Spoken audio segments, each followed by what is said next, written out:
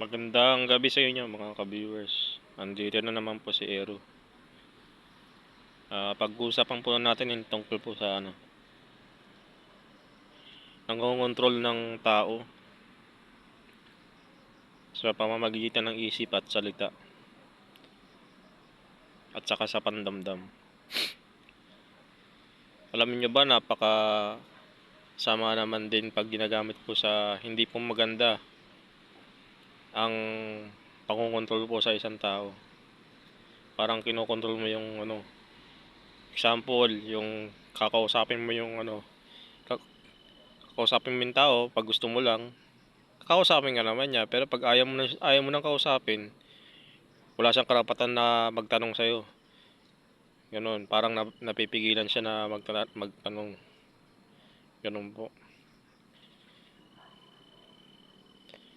Maaring marami rin kasing way na pwedeng pangit, pwede rin maganda. Kung may masama namang intensyon, bakit naman din makakausap, di ba? Ba't pakakausapin? Pero alam niyo ba na masama ang nangongontrol ng tao, lalong-lalo na sa pagiging buhay niya.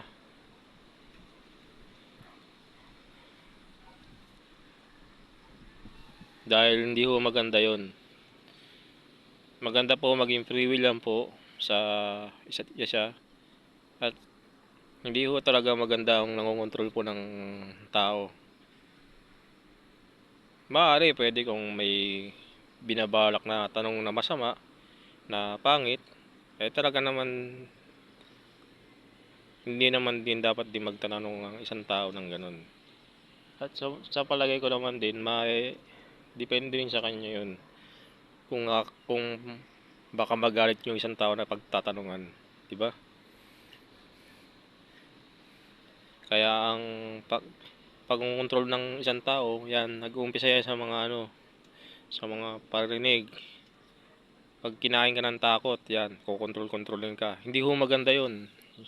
Yung paparinggan mo yung tao, tapos kakantsawan mo, lalaitin mo, tapos kukontrol-kontrolin mo hanggang sa pag nabasa mo yung takot niya. Hindi ho maganda yon. Alam nyo ba na may balik po yan? May balik po yan, may karma po yan. Hindi nga lang ngayon nagsasaya ka ng ngiti, nakokontrol mo siya at kinakantsawa mo siya, sinisira mo ang kanyang personalidad at buhay. May balik yan. Pwedeng mangyari sa mga magiging anak mo, pwede rin mangyari sa iyo, at pwede rin mangyari sa mga pamilya mo. Kaya hindi ho maganda ang pangongontrol ng mga masasama sa pamamagitan ng mga salita at isip pandamdam na makokontrol ang isang tao. Pwede din na lang kung kontrolin mo kung puro makabuting bagay, maayos na bagay, nakakatulong sa isip ng isang tao, nakakatulong sa kasiyahan ng bawat isa, pag-iibigan. Pwede ho yun.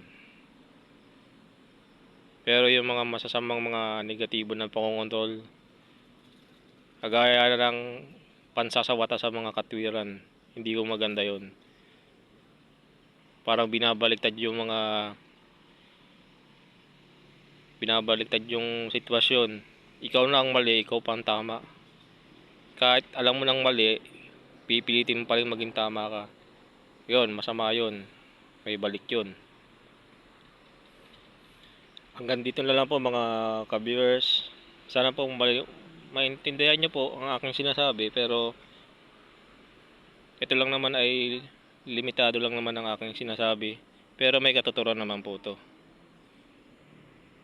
God bless po.